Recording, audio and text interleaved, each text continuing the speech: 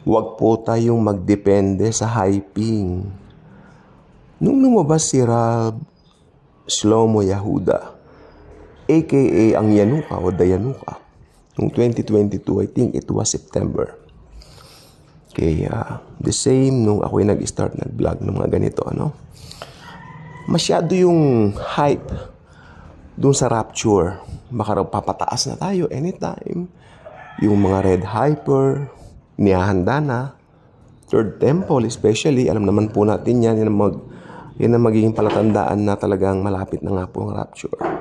Kasi yung rapture po kasi, ito ay hindi po natin nalalaman. Darating ito biglaan, okay, imminent. Pero yung second coming, madali po nating makalkula yan eh. Kasi pag nag-rapture na po, yung mga naiwan, kung alam lang po nilang gagawin sana nila, kung alam nilang gagawin nila, bilang sila ng 7 taon mula nung rapture, mula nung mawala tayo, mag-disappear tayo mga Kristyano, bumilang lang sila ng 7 taon, second coming na yun. Pero itong rapture, ito yung imminent. Ito yung wala nakababatid. Darating ang anak ng tao sa hindi inaasahan, sabi. So ito po yung time natin ngayon. We're waiting for it. Magbilang tayo. Since September 2022 hanggang ngayon, mahigit almost 1.5 year na, marami na po nangyari. Yung mga hype dati na medyo bumaba na naman, wala na namang napag-uusapan tungkol sa end times. Na-hype tayong huli noong October, yung nangyaring giyera sa Israel. Pero ngayon, mistulang wala na naman, dead man na naman tayo doon. Kaya sabi nga po ni Jesus, gawin lang natin dapat natin gawin habang wala ang rapture, habang nandito pa tayo. Yun ay mag-share tayo ng good news. Continue to share the love of Jesus. Kasi sa hindi natin inaasahang panahon, darating ang rapture. Ako naniniwala po ako since marunong po tayo kasi na baka tayo marunong magkalkula, ganon, ganito, ganyan, ganon. Baka naman pati yung rapture atin na pong makalkula. Hindi po pwedeng ganon kasi imminent yan, biglaan yan. Naniniwala ako lahat ng Kristiyano magugulat. Lahat tayo magugulat na rapture na lang tayo. Wala tayong palatandaan dyan. Malamang makikita mo lang yung mga senyales pero walang palatandaan na hey, anytime papataas tayo. Diba? Ang rapture mangyayari pwede anytime. Kasi bakit po ba ira-rapture ni Jesus ang church? Para alisin tayo sa Jacob's trouble. Alisin tayo sa tribulation at saka sa great tribulation doon sa second part ng 7 years. O yung second 3.5 years. Yun po ang malala.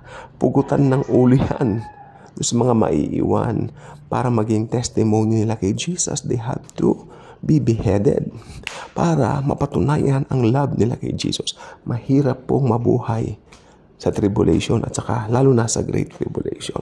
Kaya ang pinaka-the best, itong church age, tanggapin natin ang libreng alok ng kaligtasan, ang grace ni Jesus, pure grace ni Jesus.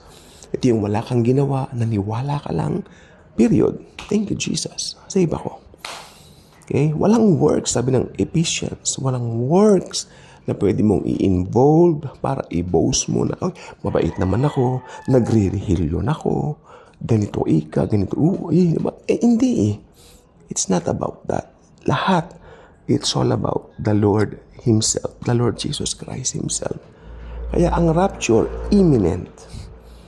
Anytime pwedeng mangyari. Hindi na pinag-uusapan ng Israel sa news. Parang, pagwawalang bahala, baka hindi naman totoo, baka hindi naman mangyari. Matutuloy po ang rapture. Anytime.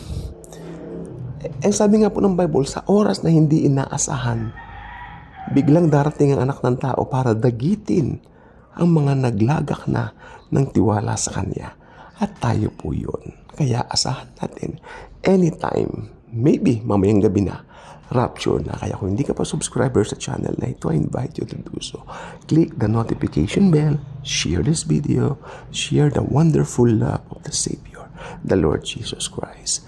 Again, Jesus is waiting for us na tanggapin siya sa mga buhay natin.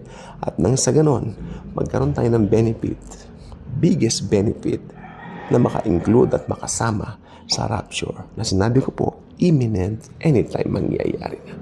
Thank you, and Jesus truly loves us all.